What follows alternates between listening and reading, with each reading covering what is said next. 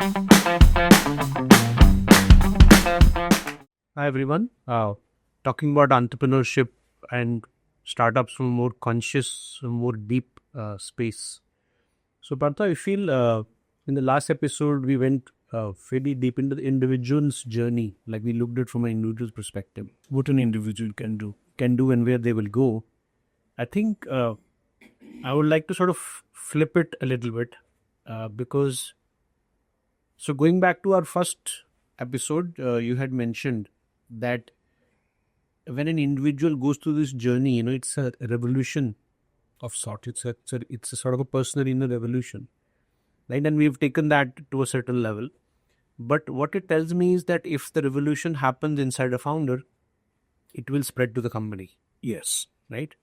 So, and if it happens inside many founders, then it becomes a movement of sorts. Yes. And it becomes social phenomenon. Yes. The society. And if it spreads within founders, one could easily say that founders are not the only ones who will take this journey, right? There will be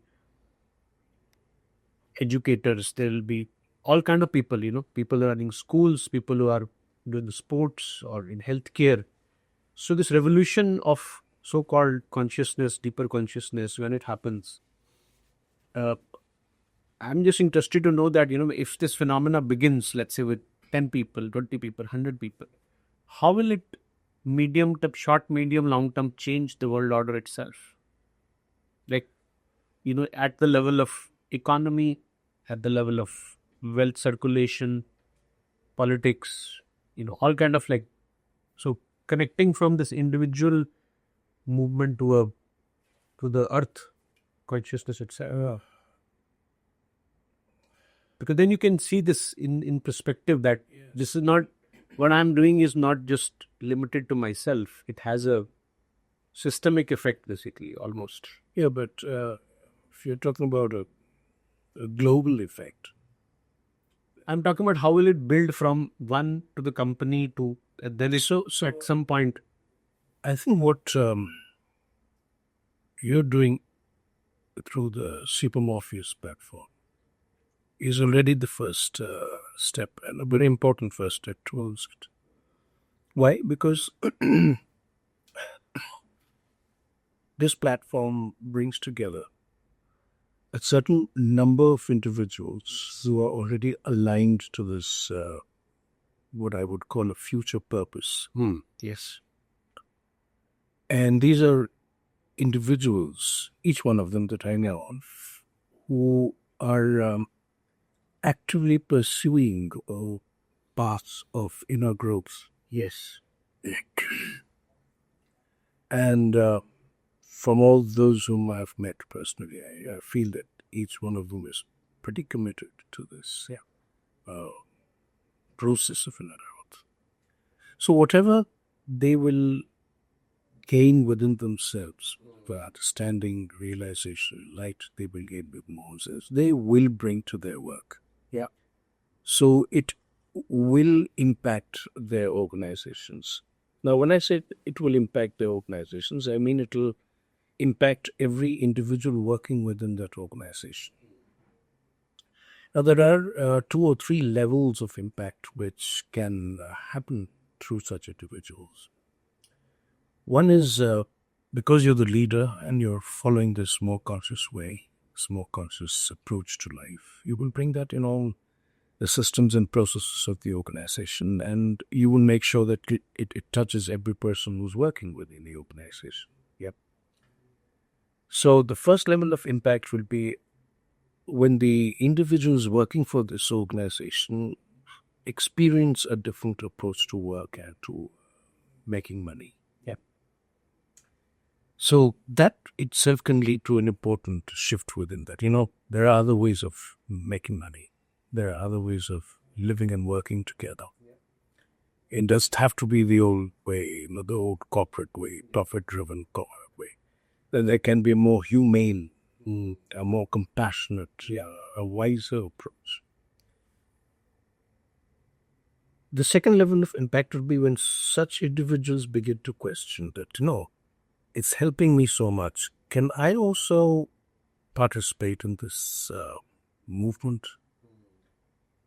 can whatever the leader is experiencing or going through, whatever the leader's approach is, can I also touch that, learn that, experience that? So then what they are experiencing at an individual level in the organization will become a more active seeking. Yeah.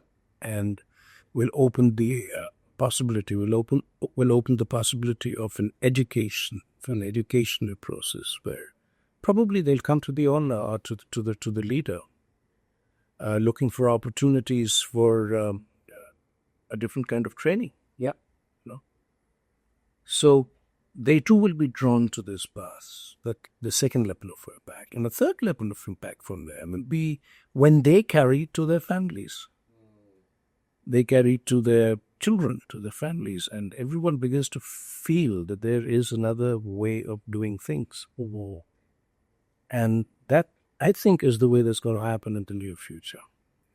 It will spill over, gradually spill over. So just to put it in context, Partho, so in Supermorpheus, you refer to the work. So we have a community of people who are oriented towards more consciousness, more collectiveness, more compassion. And within that, we have sort of a academy, right? Orokuri, which is the academy of this kind of training. Yes. So what we have seen, and this is an absolute optional component. There is nobody is mandated to join it. But what we see as of now is about 100 people are a part of that. And some of us started much earlier. And like we see the example of, our friend Kunal. So he was there with us for a while, but today both of his co-founders, right, in a very similar way, as you talked about, have joined in. One of the team members has joined in. Right. And there's another person called Rahul, right, who's gotten his sisters to be part of it, or some of his best friends. And these are all people who have, as you said, naturally they have sort of come into this process, right? So we offered this as an option to the community members, or anybody who's interested, even outside the community. As you said, who's feeling that I would like to try this different kind of a training. So yes.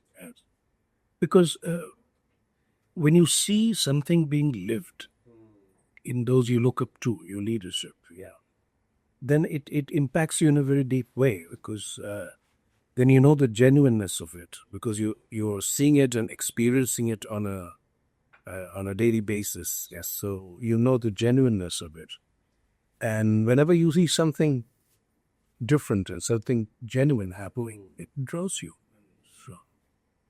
So the rest follows. What I've seen is that the misunderstanding where the spiritual process is divorced from life, which is very commonly known. But when you see these people, they seem to be not dropping out of life. Yes, it's like whatever they have gained and integrated back into their life. So they continue to work, they continue to grow their businesses personally, with family. So that, I think, is a very unique.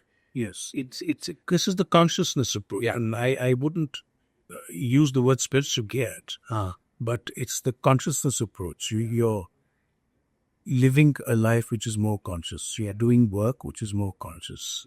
You are yourself more conscious. Yeah. Well, things that motivate you, that make you work. And you bring that consciousness to all aspects of your life. There's a consciousness approach which needs to be integrated to your daily life. Yeah, so it's inclusive, it's expansive, it doesn't take away anything, it actually brings you more. Yes. So I think that also, and you feel the benefits of it. Yeah, feel the real differences it's making to your life, to your work, to your health. Yes. To your relationships.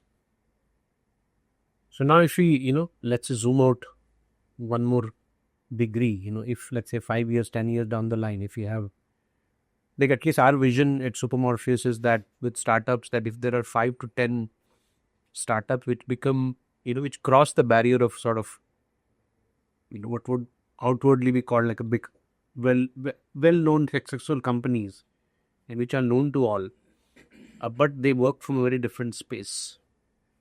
Because what I see is that when a young person takes the path of startups, and we talked yesterday, one path is to go to MBA school, one path is to sort of see what the mainstream media is saying. So what we wish to do is at least have a third alternative, out there. And part of our reason of this podcast channel is to create the narrative. We don't aim to overshadow the other. That's not the aim. The aim is to at least have some place where people can, have different kind of conversation, and of course training and people who have been through that. So I feel that creates a new ecosystem, which is the ecosystem of the future. Yes, it does. So first, it creates a new way of thinking. Yeah. A new value system. Even perhaps a new belief system. And that leads to a sustained ecosystem. Which will then lead to wider social and economic changes. See, and I think one middle step over there is the formation of communities of such people, so that they can sort of hold hands and sustain each other. Yes. At the early stages, because the world is still the old way. A community is very much needed. Like we spoke about it yesterday. If one person is doing some conscious work or running a conscious business, then the entire conscious community will have to get together and support this conscious business. That's how it is. We were I was talking so we call it our community also as the gang. So we were internally discussing that, just like India has the neighborhood first policy, our people should have the gang first policy. Yes. So if you need to buy anything, use any service, first look in the community and then see, and if there are several such communities, you can imagine the impact. Yes, there will be. At least that's how I see the future. Because governments are obviously an important component of the societies, and then there is the current powerful group, which is very wealthy. But I think the third alternative is a community, which can have some autonomy and some culture. And the power of community wealth. Yes, community wealth, knowledge, power to make changes. Yes. We see that, I do feel that this will emerge. We know of Orville as one such community already, but I see many more in the future, which will sort of catalyze the change of the world orders. We can see also entrepreneurs are responsible for a lot of new ways of living. If you see today, if you look at the digital life of humanity, it is directly from entrepreneurs who created internet, who created Google and Apple and Facebook and all of that stuff. So each product has a built-in impact on the world, actually. And if more people become conscious and become leading entrepreneurs, this whole trends can be reversed, actually. Yes. And this is a practical way of bringing about a change. There's no theory involved in it. People are living what has come to them, this whole consciousness way of living or conscious way of living. They are first limiting themselves in their families, in their relationships, then in their businesses, their work. And it's spreading through action, through manifestation. So that's the power of it. So, and there's no philosophy and no theory here. This is action, direct action. See, also, as we know from experience, leadership movements, do begin to carry some momentum. There will be challenges, right? There will be challenges. So, can you talk about some of them, and maybe people can, how would you approach a resistance to such an approach? Because the resistance of unconsciousness is what I call it. There's this huge resistance of unconsciousness globally. There are forces, established forces, that do not want to change the ways of the world. And there's a second and almost instinctive resistance to whatever challenges the status quo. So that could be the first thing. And this whole approach to life and work will have its own challenges. It's not very convenient. And it's also that there's a choice not to follow convenience. Yes. People who are going to choose this approach to life and work are not going to take the easy way out, the path of least resistance. In fact, very often, one will have to choose, the upward climb. Yeah. So that's in itself difficult, because when people look around and see that way is so much easier, the end way is so much easier. But that's where you have to make your choice and renew your choice within yourself, and then within your organization. And growth will not be as scaled and rapid as one would perhaps want it to be, because here it's a new way of work that you're establishing. It's not just the money that you're earning, but the social and psychological change that you're bringing in through your business. So that itself will be challenging. Yeah. And then there'll be a lot of decisions you'll have to make, even outside your sphere of work, which will have to be in deep alignment and harmony with the central choice that you've made of living more consciously and working more consciously. You'll have to choose a different kind of consumerism, a more conscious consumer. Yes, you'll have to choose a more conscious schooling for your children. Yes. You'll have to choose just about everything in your life, the way you eat, the way you travel, where you travel, what you buy, what you use, everything will change, because you have to bring that consciousness into everything. Otherwise, it's not going to be integrated. The force, the power of living integrity is what is going to make the difference.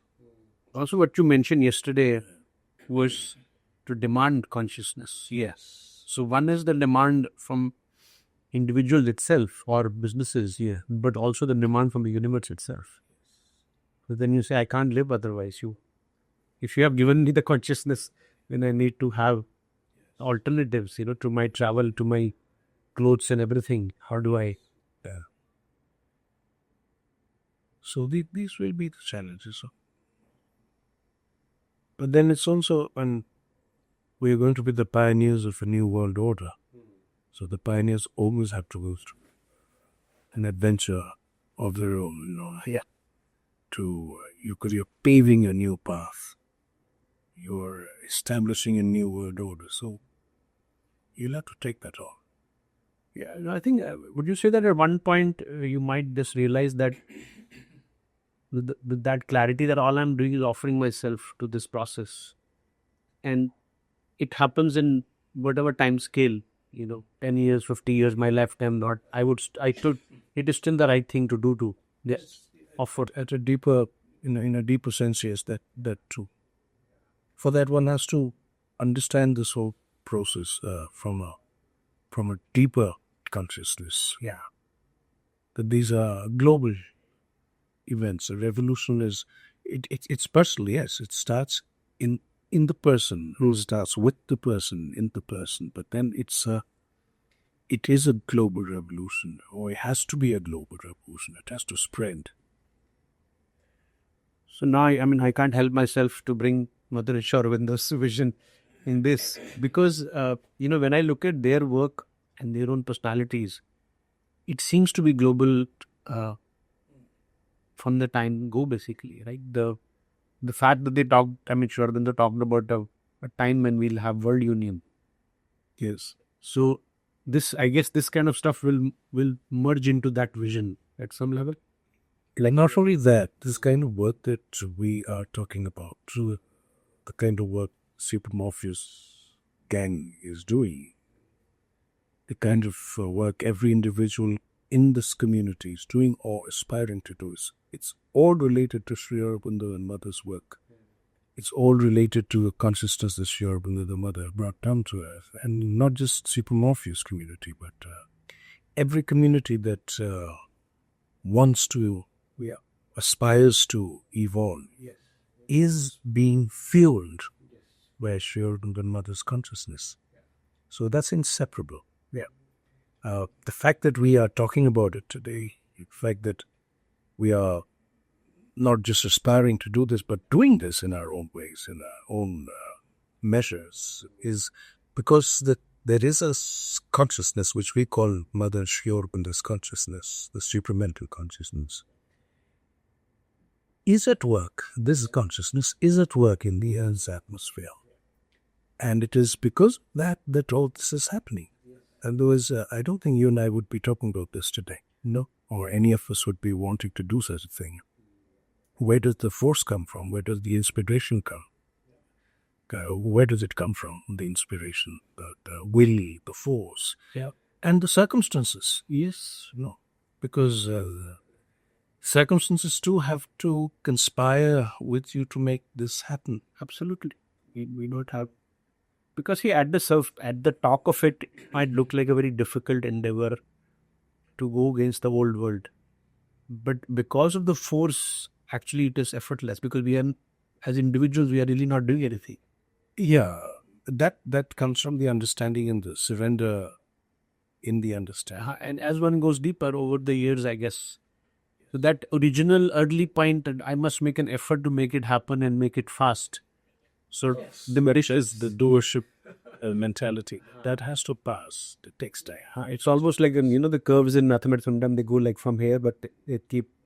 Yes. It takes time to totally go down, basically. Yeah.